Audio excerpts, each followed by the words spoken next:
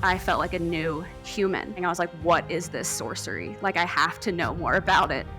It kept showing me how powerful it was. Anyone can figure out how to do home ozone therapy. Disease cannot thrive in a well-oxygenated environment. Oxygen is just so crucial, and ozone is oxygen on steroids.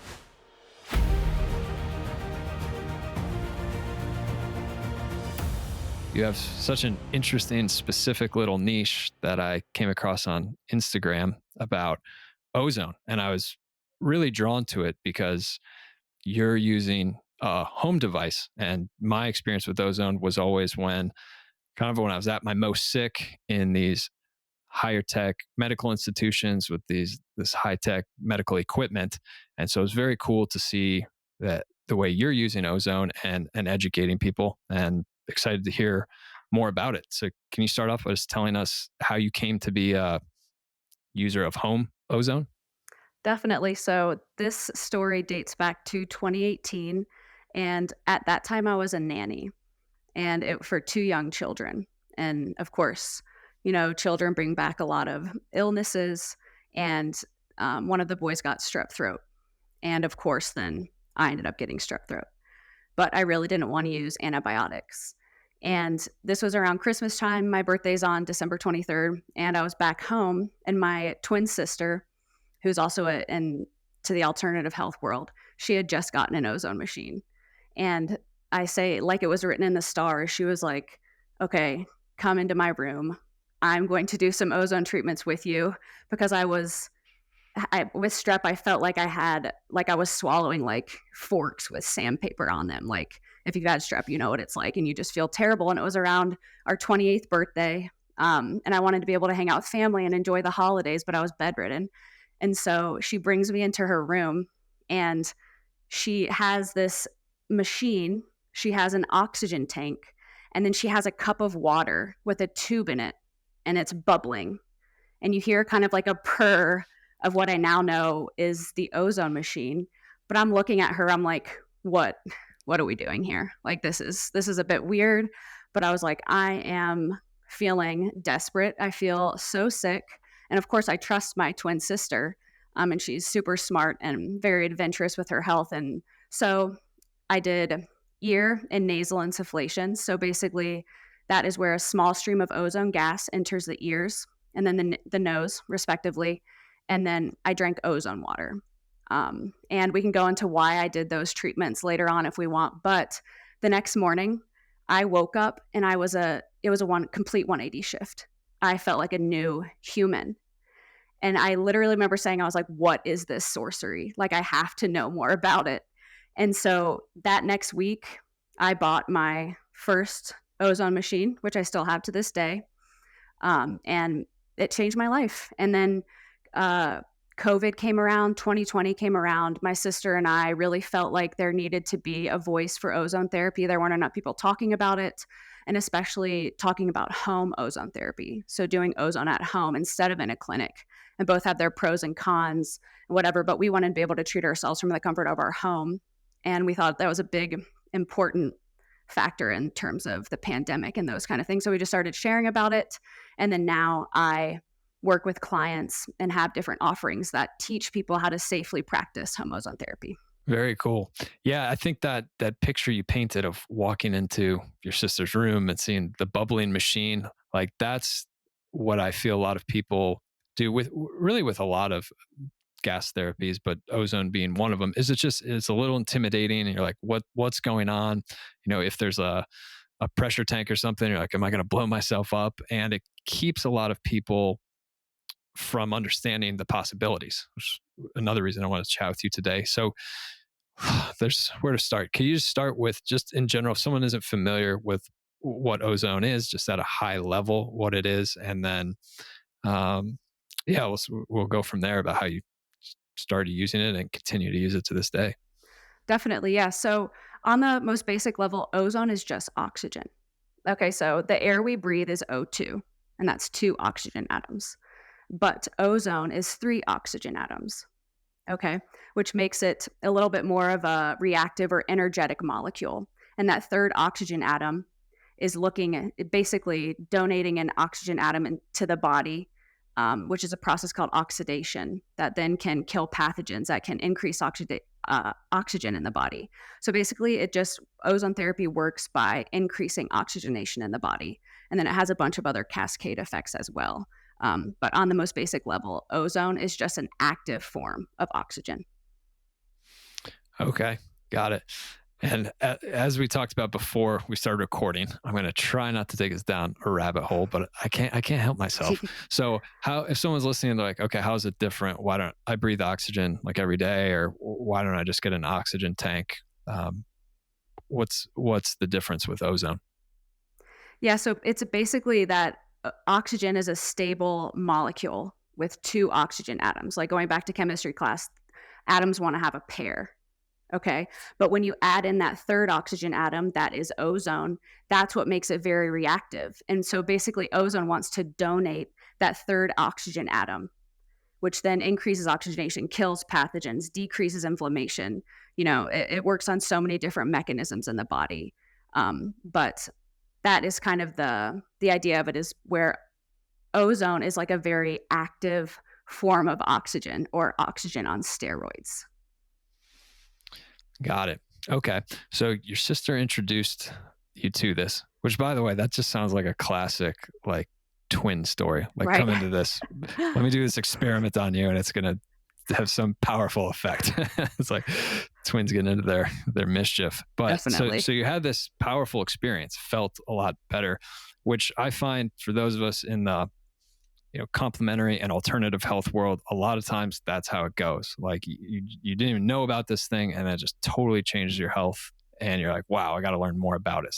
That's my story too with what I've gone down. So that happened. What did you, as you started looking into it, what did you find out and how did it unfold? Yeah, so it really started, like I said, with COVID, and we all have our thoughts on what happened during the pandemic and these kinds of things. But basically, I realized that the story we've all been told, or maybe the mainstream view of ozone, isn't exactly the full truth, or yeah, just the full story. And I found out, I found this out based on personal experience and healing from this amazing therapy. And I think just once you start using ozone, and even if they're very small wins at first, you're like, okay, there's something to this. And then bigger things happen. Like my husband and I lived in a moldy home for 2 years.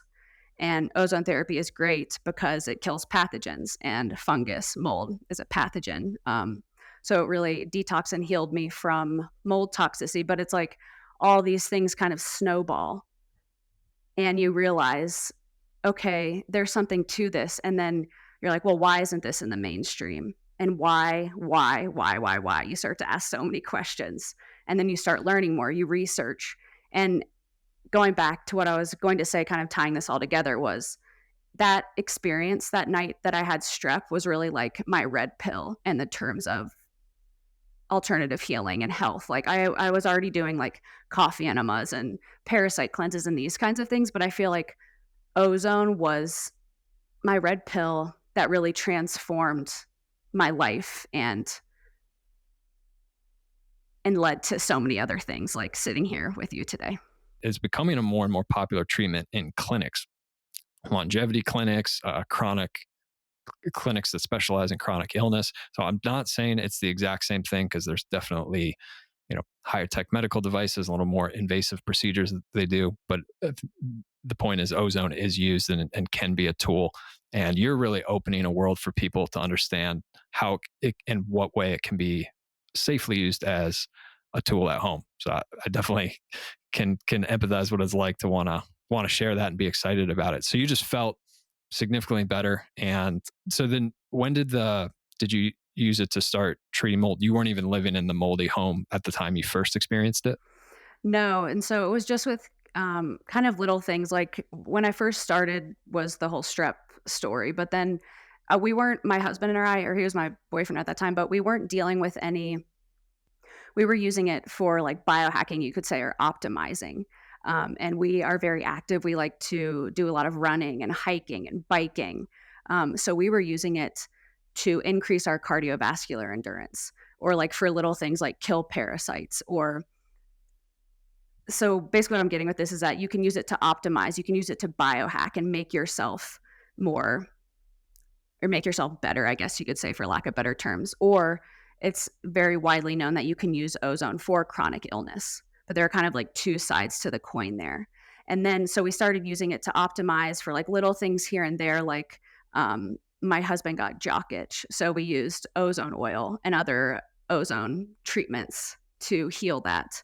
But then once I kind of had all this education and knowledge under my belt, then once we were placed in a home that had a bunch of toxic mold, like I knew how to use ozone and how to harness the power of ozone for a chronic condition like that, which and mold toxicity is terrible. And a lot of people are using ozone therapy and like IV ozone in a clinic or doing ozone at home for mold toxicity or like Lyme disease, or there's so many different things that you can use ozone for. But yeah, so it started off kind of as optimization and then moved to chronic illness, so mold, and then now we're out of that. And again, I'm just using it for feeling good or like acute issues that pop up, or to improve my sleep, or for more energy, or to go out and run that random half marathon or whatever it may be. So that's how I use it. What are the main ways that someone could use this at home? Yeah, so there are so many different ways, but maybe to start off, like we'll start from easiest and least complicated to more complicated. So I have actually something here that I want to show you. So this is like these are ozone oil products.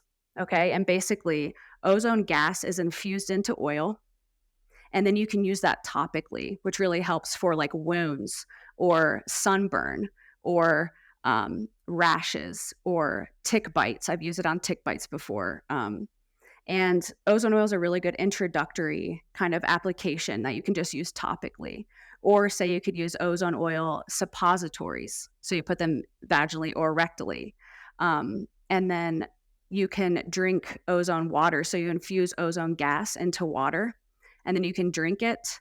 And then moving up, there are more like topical treatments like ozone cupping, where basically you put it on the skin, say if you had like a wart or something, and that really targets this area with ozone gas.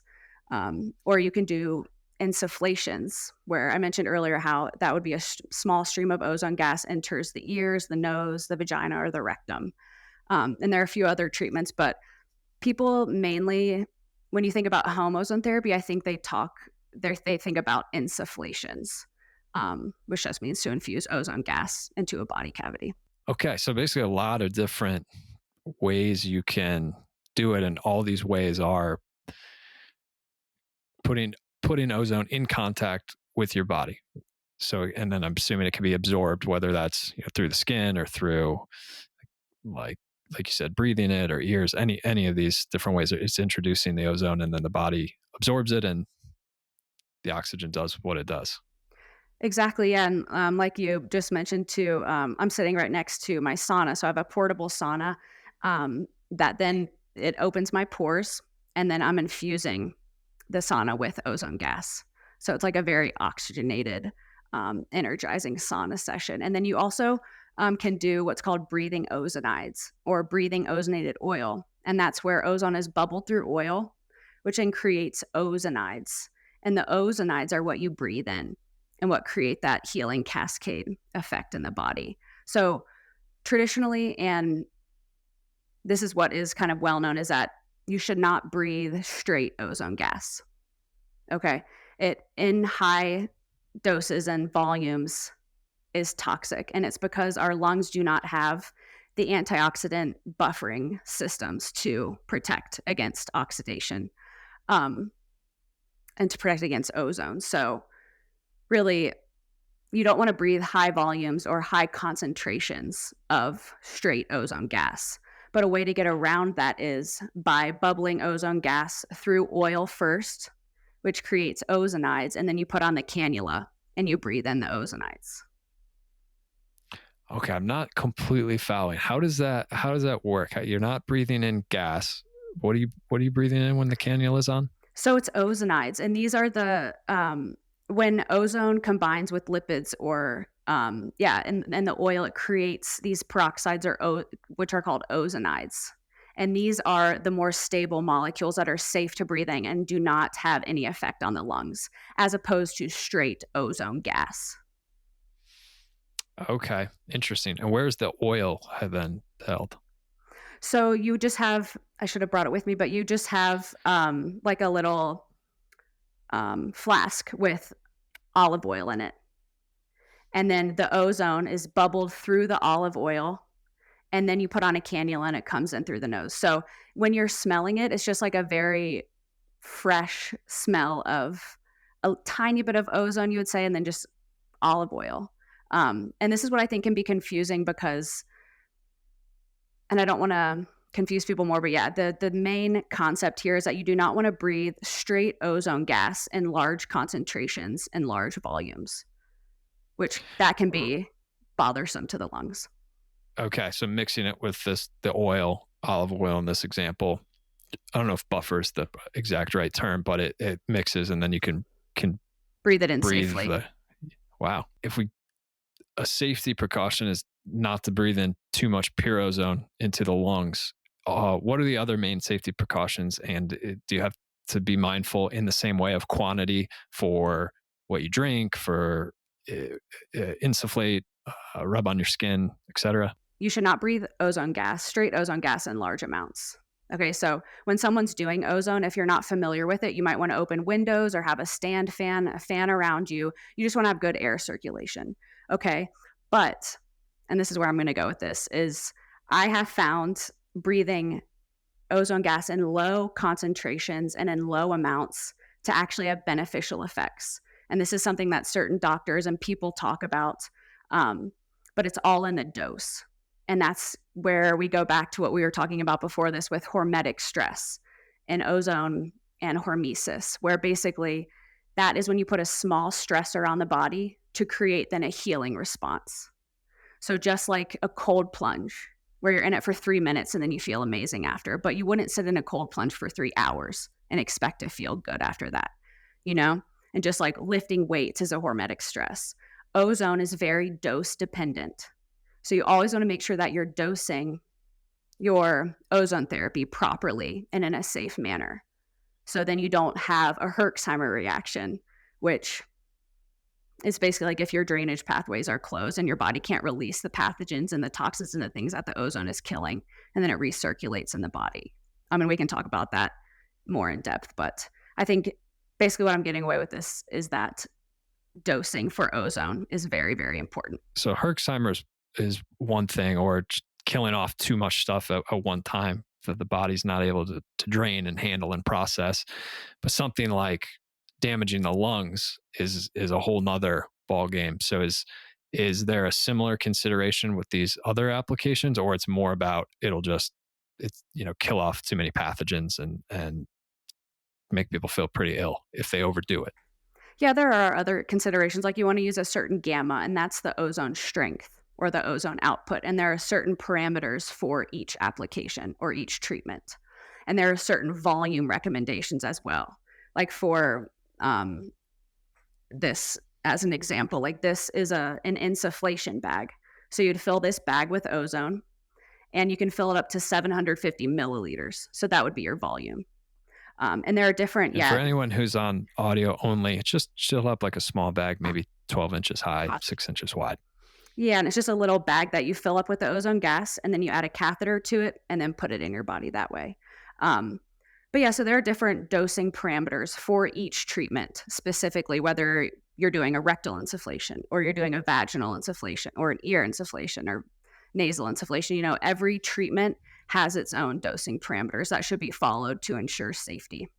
And also adding on to that, say someone who I've been doing ozone for 5 years, I can do a lot higher of a dose, most likely, than someone who just started ozone last week because Right. I'm just a lot more used to it. So it's also dependent upon the person as well. If anyone's listening, they're starting to be like a little intimidated, like I like the idea of this, but it's too complicated. Just big picture, because you coach and teach people how to use this. How much training or what does a person need to do to just understand some of the things you're mentioning and feel comfortable and be able to safely use this? Is this like a year long study? Is it a day long thing? Like how much training people need to safely and effectively do the home dosing?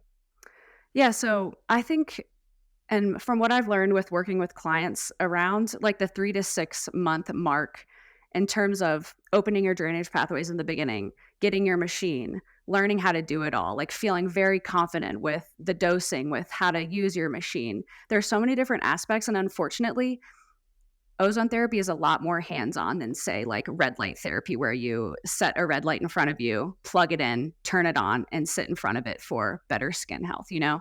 There is a learning curve with ozone therapy, and that's just part of it, and the people that see the benefits and the people that know that, "Okay, ozone therapy is going to help me with my condition," the people that are motivated to learn it will and do, and it there is just, and that's just how it is, and I think that's also partly why maybe more people aren't practicing home ozone therapy, is because there is more of a learning curve.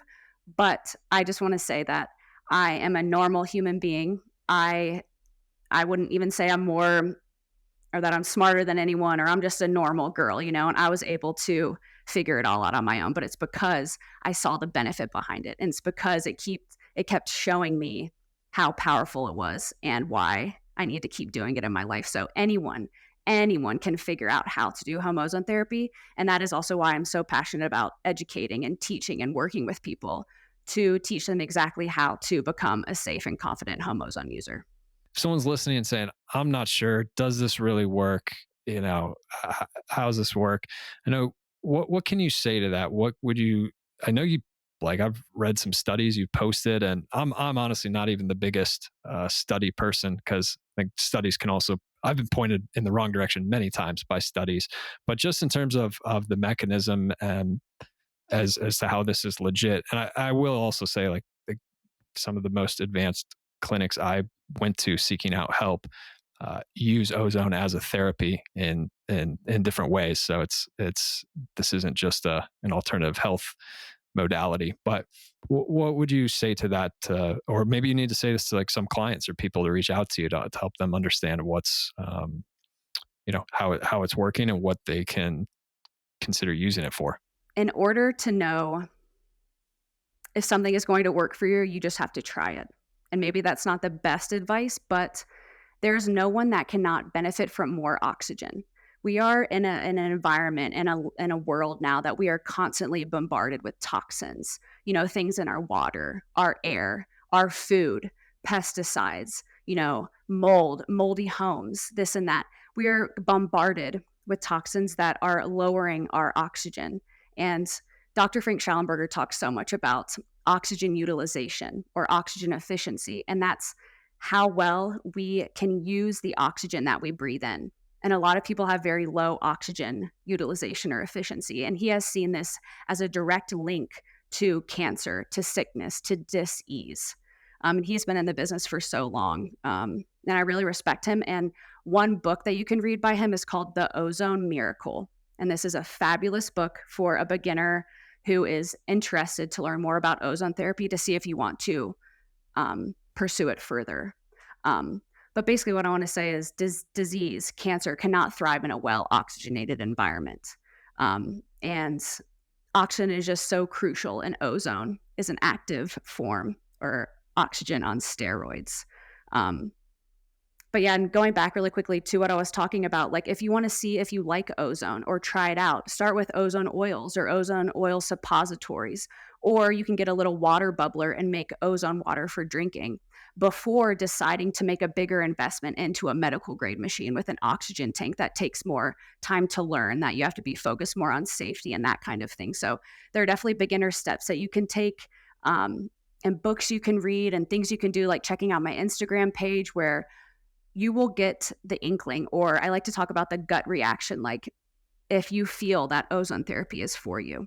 And if it's not, that's okay too, because it's definitely not for everyone. And I think you have to get that kind of gut reaction or whatever, where you're like, wow, I think this could definitely help me. And of course, do your own research, and then just let your curiosity take you from there. I always want to go like the biggest, the baddest, the hardcore. So I'm going to ask you a little bit more about that with the full machine in a bit. But before I do that, let's say someone's like, okay, let me dip my toe in the water with, like, say, a topical or even a suppository. Is that, if someone's going to do that, because that's, I imagine, is not going to be the same strength. You're not going to be looking for the same effect as if you do, an insufflation with the machine. Is that correct? Yes, and yeah, there are different kind of mechanisms or strengths with that too. Um, and that's the thing where if you are looking to see the biggest results the quickest, I would recommend a medical grade ozone machine, and that requires a pure oxygen source like an oxygen tank. So that's the medical grade machine, which is going to be your highest investment and also the highest level of understanding that's going to be required in order to use it safely. But, and then on that note, this is called a water bubbler. And I know not everyone can see that, but it's basically just a little machine that pulls in ambient oxygen. So that pulls in the oxygen we breathe. Okay. And then it's transformed into ozone. Okay. But then you can use this to make ozone water. But this type of machine is a lot cheaper and will produce inferior ozone to the ozone made with a medical grade machine with an oxygen tank. And the reason for that is because the air we breathe is about 79% nitrogen and only like 21% oxygen. So it's pulling in nitrogen and then it's reacting with the components of the machine to make ozone, but it's going to be a lot um, less strong of ozone than you would if you have a medical grade machine, which uses an oxygen tank with pure 99% oxygen. That's going to make a lot more pure of an ozone, which is why you're going to use a medical grade ozone machine with an oxygen tank for medical applications like insufflations when you're putting something into your body. But when you're making ozone water, it's okay to use like a water bubbler. And that may take a few seconds to download and process in your mind. But I also talk a lot more about this on my Instagram too.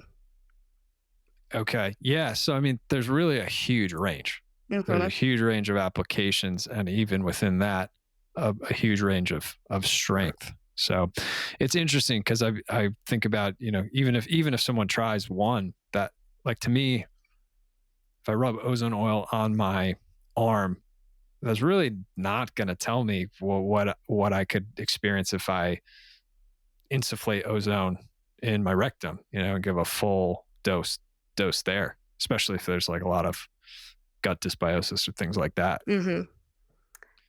Exactly. Yeah, and that's um where using like ozone oil topically would be your most beginner sort of treatment, but also it's dependent upon what's going on with you. So if you have like eczema or if you have a bad rash or if you want to use it specifically for like acne or something like that, I think you can see big shifts compared to maybe other treatments, you know. Um so it would be dependent upon what you're looking to heal as well. But rectal insufflations are a systemic ozone treatment. So they're a full body ozone treatment where the ozone gets into the bloodstream and goes throughout the whole body. So that is going to be a very powerful home ozone treatment, a lot more so than, say, rubbing ozone oil on topically. Okay, got it. Yeah, makes sense. How about with I'm just curious about the ear insufflation. What's the air pressure like? Is it gentle? Is it stronger? And is that systemic, or that's just in the ear canal? Yeah, so ear insufflations have more of a local effect. So when you're talking about ozone treatments, we like to say they have local effects or systemic effects. And ear insufflations, yeah, it's just you don't even notice the stream of gas going in your ear.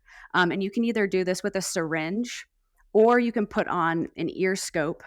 And I know not everyone can see, but basically, I like to use this. It's a modified stethoscope. And you just put this in your ears and then allow ozone gas to flow in.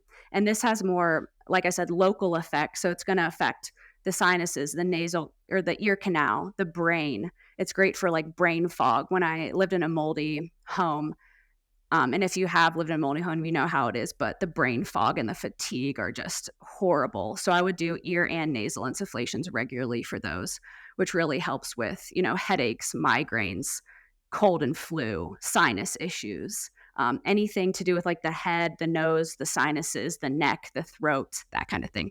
It goes back to kind of what you said about people starting to explore, maybe read the book, check out your page and starting to look into it. Because I'm weighing this like, okay, when would person, if they're listening to this, or when would they decide to like try this out? But it sounds like it can be used for so many cases, so many chronic illness issues. Again, a lot of people will go uh, supplement route, cleanse route, detox route, or focus more on like, let's say, foundations, with their light, their grounding, getting outside. So I mean, it doesn't.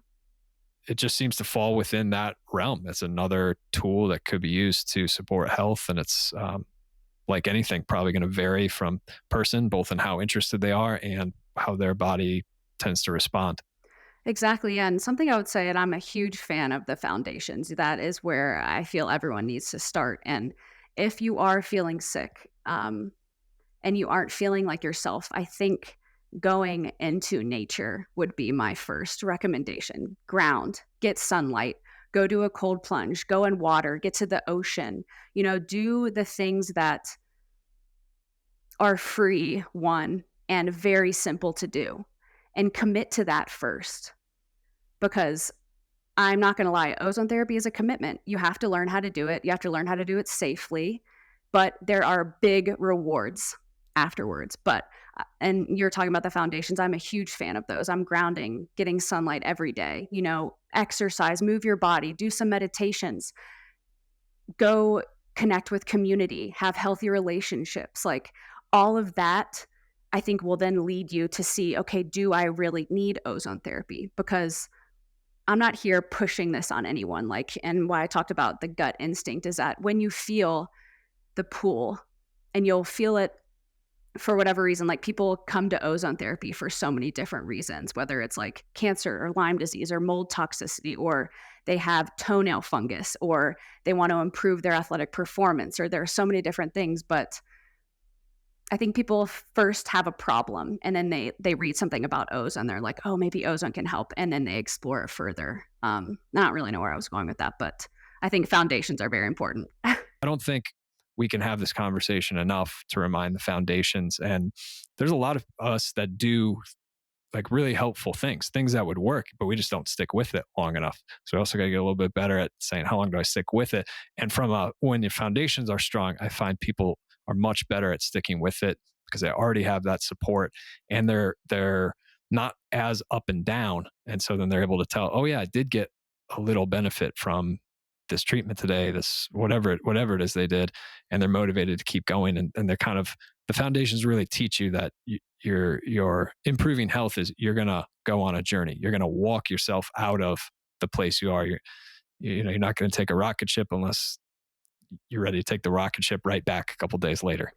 Exactly. Yeah. And it's so important. And I talk so much to my clients and people who take my online course about consistency. And that's with any aspect of life, like whether you're running a business, you doing your podcast, like you're not just going to do one podcast and expect to have millions of viewers, on YouTube. And it's consistency and it's sticking at it. And something that I wanted to say too that you made me think of was ozone is not a panacea. It's not this like you said, a magic pill that's going to cure everything. It's a piece of the puzzle, no doubt. And I think, and from my experience, a very important piece of the puzzle. But I think some people come to it and do one IV ozone treatment, and they expect to have their lives completely changed. And there are, and it has happened where ozone does change lives in just one treatment, but like anything else, ozone is a tool, and in terms of a supplement, you're not going to take a supplement one time and expect to have all these changes. Like you need to stick with the ozone. It's a medicine, and you need to take it regularly to see these changes. And like I mentioned earlier, you didn't get sick overnight is likely over 5, 10, 15, 20 years, and you can't expect to do anything, supplements, just eating healthy one time, doing ozone one time and expect to have these life-changing differences. I want to talk about the more powerful home applications. When is a machine or an oxygen tank required? Can you demystify that a little bit if that sounds intimidating or too difficult for people? And then, yeah, maybe we can get into to how that what that actually looks like, how to use it. Yeah, so basically for a lot of the treatments we've been talking about, so insufflation specifically, and again, that's where you infuse a small stream of ozone gas into a body cavity.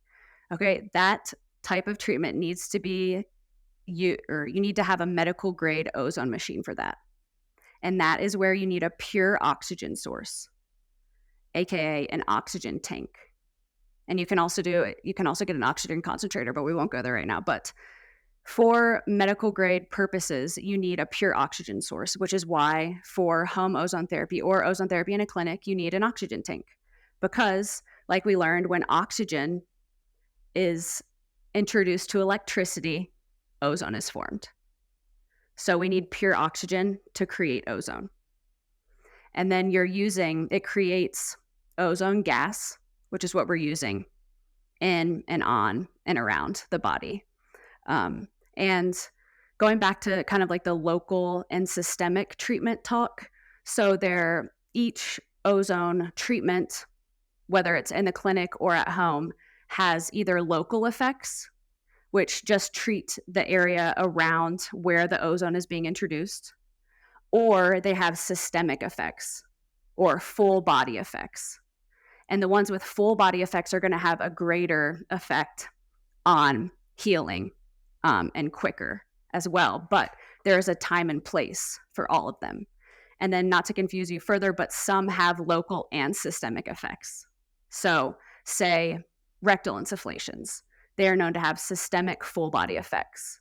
But if someone had, say, hemorrhoids, you would want to do rectal insufflations because you want to get the ozone closest to the affected area as possible. So, like, you wouldn't go and do an ear insufflation if you're trying to heal hemorrhoids. So, just the same as you wouldn't rub ozone oil on your arm if you have a headache. Like you would want to do ear and nasal insufflations. So, getting ozone closest to the affected area as possible. And then one more thought. So, other treatments, home treatments that you can do that are known to have systemic effects. So, women, luckily, we can do vaginal insufflations, which also have systemic full body effects, which are amazing and even safer than rectal insufflations. Ozone saunas have been found to have systemic effects, and even boo or breathing ozonated oil can. But really, when you're hearing home ozone treatments with systemic effects, you'll hear ozone saunas, vaginal insufflations, and rectal insufflations. So those are like your heavy hitters for home use. Okay, got it. And with nasal insufflation, how do you do that while accounting for the safety measure of not inhaling or not Yes. inhaling too much, at least? So basically, with a nasal insufflation, you're holding your breath throughout the duration of the treatment. So this is how I do it. So you inhale, you hold your breath, you infuse the ozone into a nostril while you're holding your breath the whole time. And then I pinch my nostrils and hold it in there for a bit, let the ozone infuse into the body, and then you breathe out. So with a nasal insufflation, you're never breathing while doing it. And that's kind of I think, a little bit of a confusion with breathing ozonated oil when you have the cannula in, but you're not actually breathing ozone gas there. You're breathing the ozonides. So Y- it's confusing with all the different breathing conversations, but Yeah, well, that helps. I mean, that makes sense, and yeah, that's why I ask because I find that's one of the things that's more intimidating for people. Rightly so, they don't want to do it wrong. Like, I don't want to inhale something that will cause a problem. So, but yeah, I think that distinguishing between. I never knew the infusing with oil and then breathing it in. So how that can be done in a safe manner.